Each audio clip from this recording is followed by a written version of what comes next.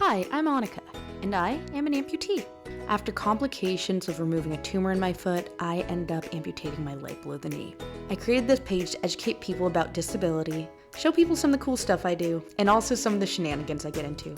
So come join my journey in my life as an amputee. Hi friends! On today's video, I'm going to do something a little bit different. So I obviously talk a lot on my channel about being an amputee and being disabled and things that I've learned, but I'm gonna get a little bit more real today. Also, I'm sitting in front of my audition background because it's not getting much use with this actor strike, and I don't know, just decided to be somewhere a little bit different today. Honestly, makes my hair look pretty good, especially considering my hair was in a ponytail like an hour ago. Where do I want to start with this? Can you see my freckles? I feel like I'm a little washed out. I have so many freckles, guys, and I feel like sometimes you guys can't even tell. So today we're going to talk about mental health. And mental health is something that I think everybody experiences at least a little bit, but when you have a life-changing disability or situation happen to you, it hits a little bit harder. It hits a little bit different. So when I was going through my limb salvage, which is the period that they were trying to save my foot, and quite frankly, I didn't want them to, there were a lot of days that were really hard, and there were a lot of days that I didn't want to get out of my room, and there were a lot of days when I just didn't want to be on this planet anymore.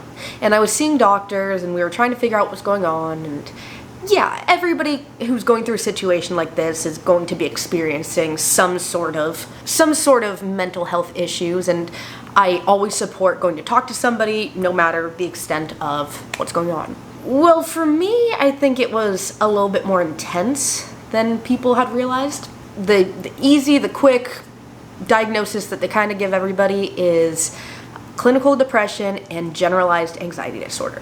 So for years I thought, hey, this is just what's going on, like I do have a little bit of chemical imbalance in my brain. Well, after my amputation, things started getting easier and things were going well. But when they weren't going well, they were going really bad. If you guys notice the trends in when I even video and when I post on YouTube and everything, because I started this right about the time that I dealt with my amputation, I'll have long spurts of not uploading and not being on social media. And yeah, my lows were just really low. And even though overall things were going great, there were some times when it would be something so small, like in hindsight, like I can't even tell you what it is, so clearly it wasn't that big of a deal. But at the moment, that was the end of the world, why do I even exist? Why am I dealing with this? I'm over it, I'm done. And yeah, again, I've been seeing a lot of mental health professionals, don't worry about it. Late last year, where notoriously November and December are kind of always my hardest months, and I attribute that to the fact that that's really when my career as a Marine ended, and that's when a lot of my issues started, because they put me in a walking boot, which put me on light duty, meaning I can no longer perform my typical duties as a Marine. They put me in a walking boot on November 8th, 2017. And so even though that wasn't the exact moment I obviously was diagnosed with a tumor or was medically retired from the Marine Corps, that was the moment that things never really got better when it comes to being a Marine. And so I just notoriously am like, hey, these are hard months and I'll get through them. Well, last year's was particularly hard, and I was dealing with a lot of external factors on top of it.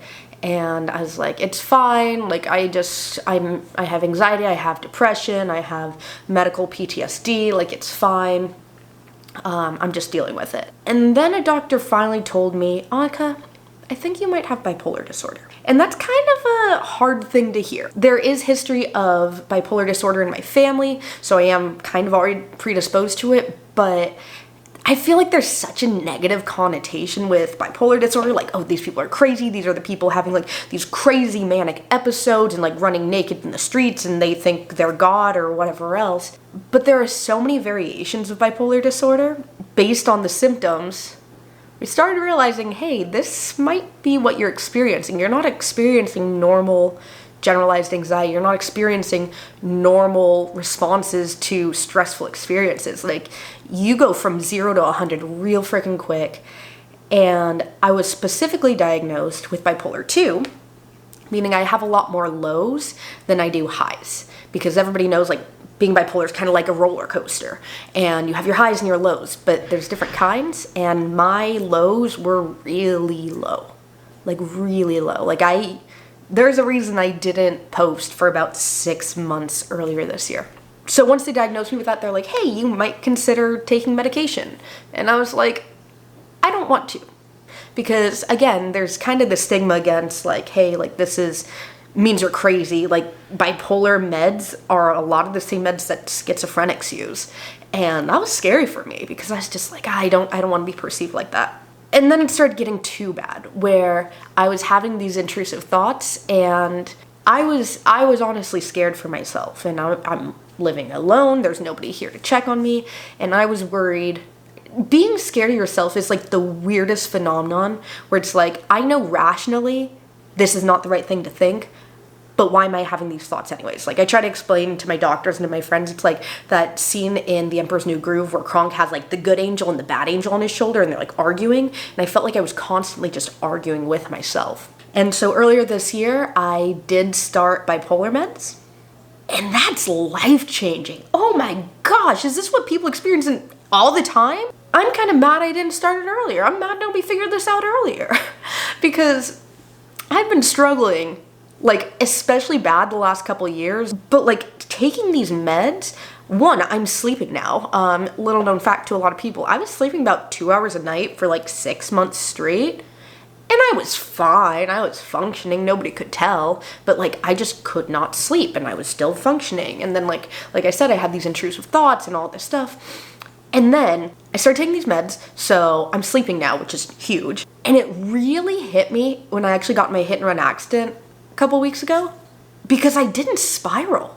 Like I was very upset at the moment and upset at the situation. And I just felt like I had a very normal response to it. Whereas, like, I could have had the most minuscule, inconvenient thing happen to me, and I'd be like, my life's over. This is it. Like, I'm done. And I have these thoughts arguing with each other. I finally feel like I'm having rational responses to the situations I'm being put in. It's a big deal for me to talk about this because I don't really like talking about mental health stuff that much, and I don't like being vulnerable that much. And I love, like, being like, hey, look over here, look at the cool things I'm doing, and look at the things that I've learned, and let me teach you things, because I love that stuff. But I think it's also important to know that I am human, and that I am experiencing these other things, and I don't know, just seeing other people who are open about their mental health really helps me, so it's not so stigmatized. Like Taylor Tomlinson talks about being bipolar all the time, and I love her comedy skits. I just want to be on here and be a little bit vulnerable with you guys, and that's all I really have for today. Thank you guys for being so supportive. I know I say that every video, but it really, really means a lot to me. It's just kind of fun to come on here and share my journey, and sometimes I do go back and look at the early days of being an amputee and the things I was experiencing and dealing with, and it's really crazy how far I've come, because I've been an amputee now for 4.5 years, and that's just wild to me. That's all I really have for today. Next video will be a lot less sad. Sad? This isn't a sad video. Next video is just gonna be probably some sort of informational video, because that's what I do, that's what I do best. But I did want to show you guys the more human side of me as well. So, I feel the need to show my leg in this video, so it is still Annika the amputee. Thank you guys, as always.